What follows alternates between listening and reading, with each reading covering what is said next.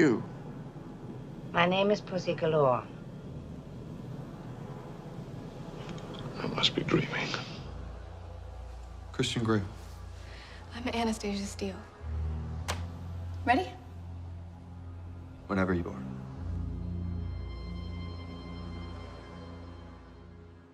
The way that men experience romance in the media has always existed within quite a small realm. Not to say that women have been fairly or appropriately represented, but when I look at modern TV and film, I find it somewhat lacking. The experience of how men feel love on screen has never matched up with how I've experienced it in reality. On screen, the men that are worthy of love tend to be hyper successful, or at least have an outer worldly uniqueness to them that forms part of their personality and thus creates an innate appeal to their respective partner. While in the real world, most men I know have jobs, hobbies, sometimes partners, and generally like to think that they fit in. Now, credit where credit is due. I've taken a lot from Shrek's love story over my life and how personality plays a part in love, and even more recently, how Adam Driver's character Charlie in Marriage Story tries to come to terms with a broken relationship and rationalize it within his life. The one thing that binds all of these characters together is their uniqueness. James Bond is, well, James Bond. Christian Grey is one of the wealthiest men in his world. Even Charlie is a renowned director in New York. They are portrayed in a way where success is integral to them as characters, and in most cases, integral to their partner's interest. Where does this leave young men in their journey to find love? What does this teach them? That they must be successful before they can be loved? No, obviously not, but food for thought. I've asked some people if they wouldn't mind sharing their story of love and how it came to be, with the hopes that it normalises men talking about the intimate aspects of their lives. At the very least, I hope it will bring a little warmth to your heart in these weird times.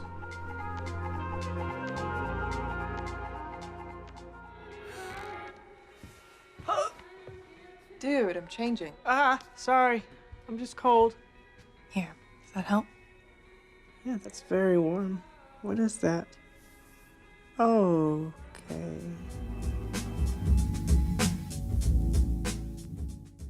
Hi, my name is Brice. My partner's name is Chloe. We've been together for 3.5 years. When we're alone together, some people might see us as quite an old couple.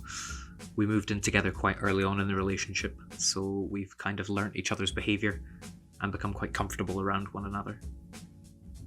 I guess the feeling more than anything is warmth. We joke around all the time. It's probably a pillar of our relationship. I'm certain I managed to end up with her because of the ability to make her laugh. Little things, accents, characters, impressions. We definitely take the piss. It's healthy, I think, to know that you both have that freedom. I mean, we scare each other all the time. We're just children, pretending to be adults. I don't think that'll ever change. We're in a position where we're both happy and committed to one another, and so the next steps are all to do with mortgages and kids and a garden and a dog, white picket fence and all that. And though some people might think that sounds hellish, to me that's an ideal situation. There wasn't really a moment of, alright, this is a thing. It happened pretty naturally. I think if you go a day without talking to a person and you feel like something's missing, then that's a good sign that there's a meaningful relationship there. Love is strange. Personally, it kind of sneaked up on me. It wasn't something I'd experienced before, and so it took me a while to actually identify it. Then once you've felt it, that becomes your core, and you try and give back as much as you get.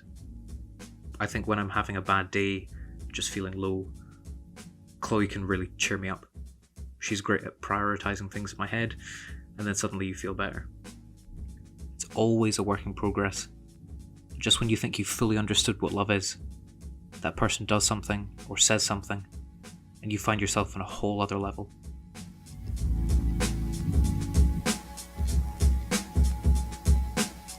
And then they share true love's first kiss. With Shrek? You think, wait, listen. You think that Shrek is your true love? Well, yes. You think Shrek is your true love?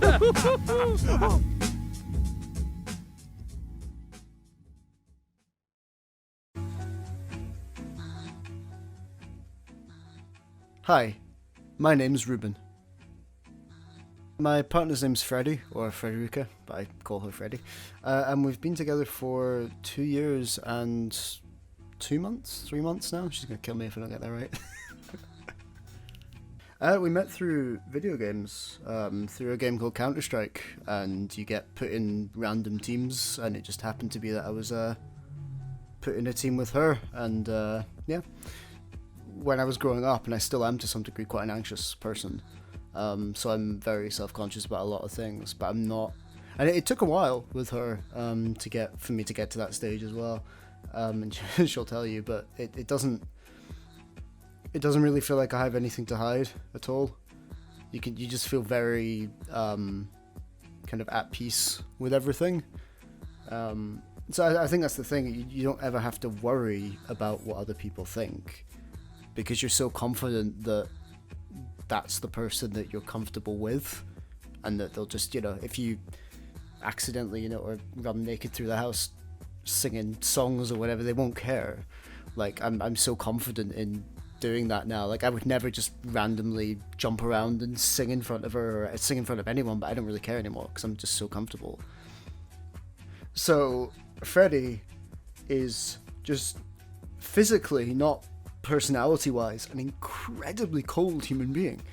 And there are many, many times, there was a time actually about 30 minutes ago, where I went through and she was doing her work, and she was just really, really cold, and I knew her hands would be freezing, but I still kind of let her put them on me, because I've grown so accustomed to it now. But yeah, constantly, we're constantly joking around. So we've just got a flat outside, well, just outside Glasgow, and yeah, it's something that we've been discussing for ages, because when you're in a long distance relationship, you have to be going somewhere. I mean, in every relationship you have to be going somewhere, but I think we knew that we wanted to get a flat at some point, and that really helped ground us in the relationship as well, that idea that we are going to close the distance at some point, and hopefully finding jobs in Glasgow, and yeah, making something of our lives, hopefully. Just use the little one's crush on you to convince him, since he's so fucking in love with you. Jay? No, he's not. What, am I blind? He wasn't kissing your hand in the back of the van like he was fucking Lord Byron? Well, maybe he just has manners. Yo, baby, you've had your asshole licked by a fat man in an overcoat? Yeah.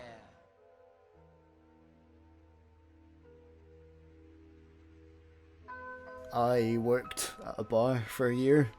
I wouldn't have chosen that as a profession had I not known that the end game was going to be Freddie being able to come over.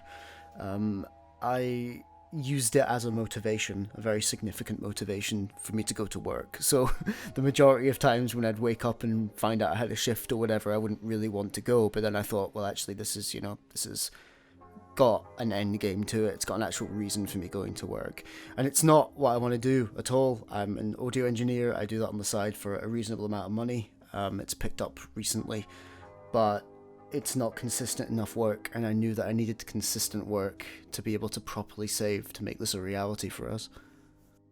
So I can't remember which birthday it was, honestly. I think maybe it must have been 2 years ago now, I believe.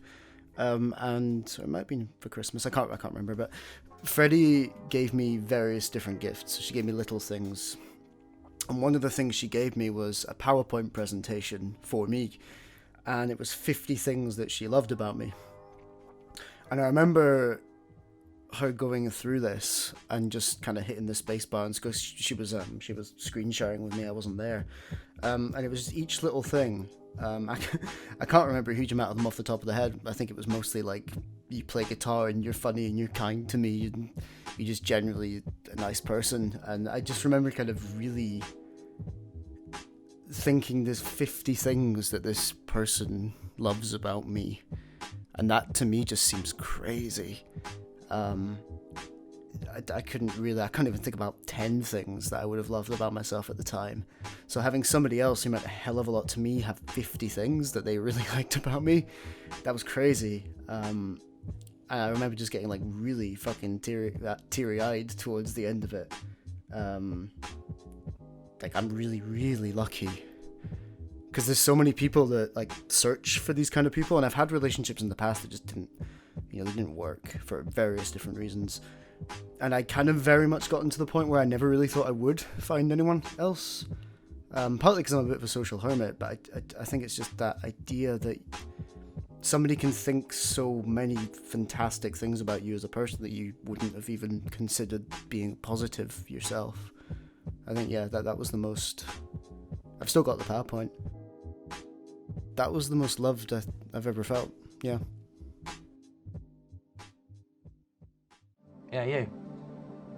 Yes, you. Fucking away. Aren't you? Fucking away.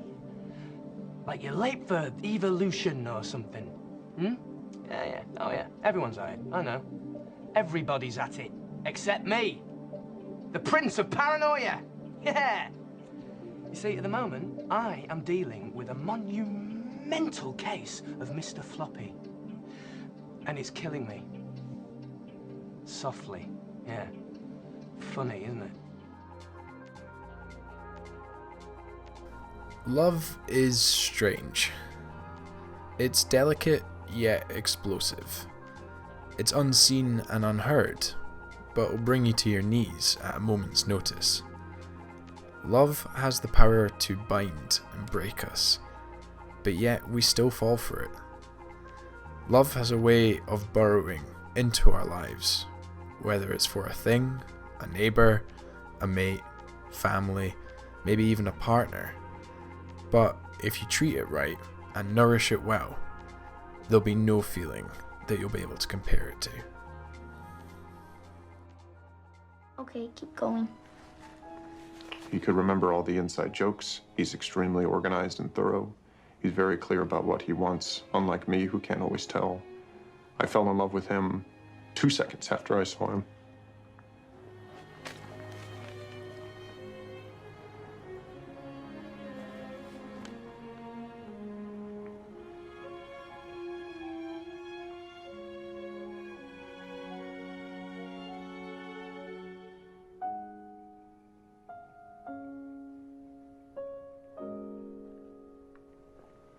And I'll never stop loving him, even though it doesn't make sense anymore.